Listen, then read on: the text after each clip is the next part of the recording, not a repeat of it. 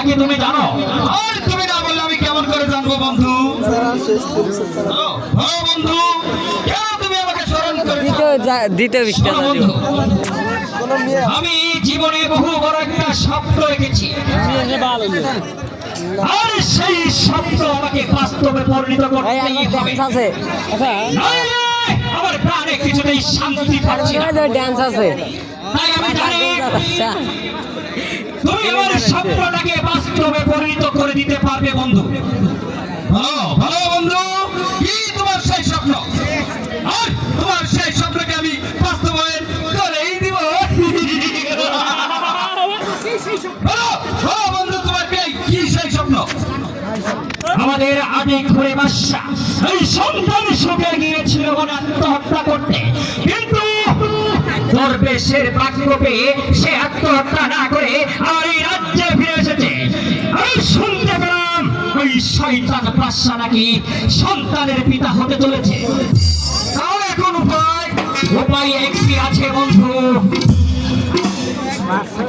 ওই শয়তানি বেগম সাহেবার সন্তান প্রসবে করার সঙ্গে সঙ্গে তুমি ওই নবজাতক শিশুকে নিয়ে গিয়ে ওই নদীর পানিতে নিক্ষেপ করে ওকে হত্যা করবে।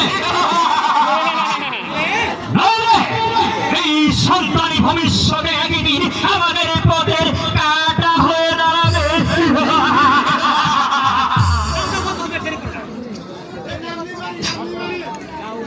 যাও যাও বন্ধু, তুমি এখন আর দেরি করো না, নইলে আমাদের এই গোপনে কথা কেউ শুনতে পারবে। ঠিক আছে বন্ধু, আমি সেই ব্যবস্থাই করব, তবে আমার লাভ লাভ অবশ্যই আছে বন্ধু।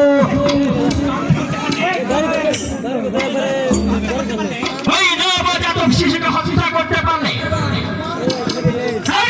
তুমি হত্যা করবে বাদশাকে, আর আমি ওই উপসী বেগমকে আমার রানী বানাবো।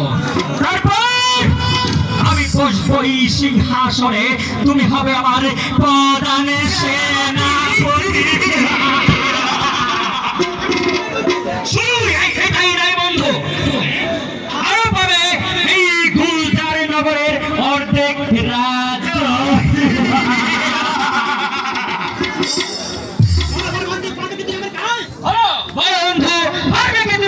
স্বপ্নটাকে বাস্তবায়ন করতে এটা আমি নিশ্চয়ই পারবো। আর এই পৃথিবীতে এমন কোনো কাজ নেই যে কাজটা এই আদেশ দেখাতে দ্বারাই অসম্ভব।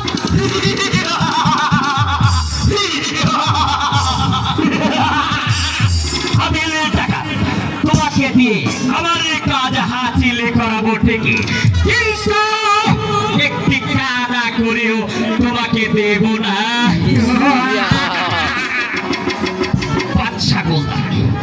তুমি সামান্য একটি ভুলের কারণে আমাকে যে অপমানই করেছ, আমি সেই অপমানের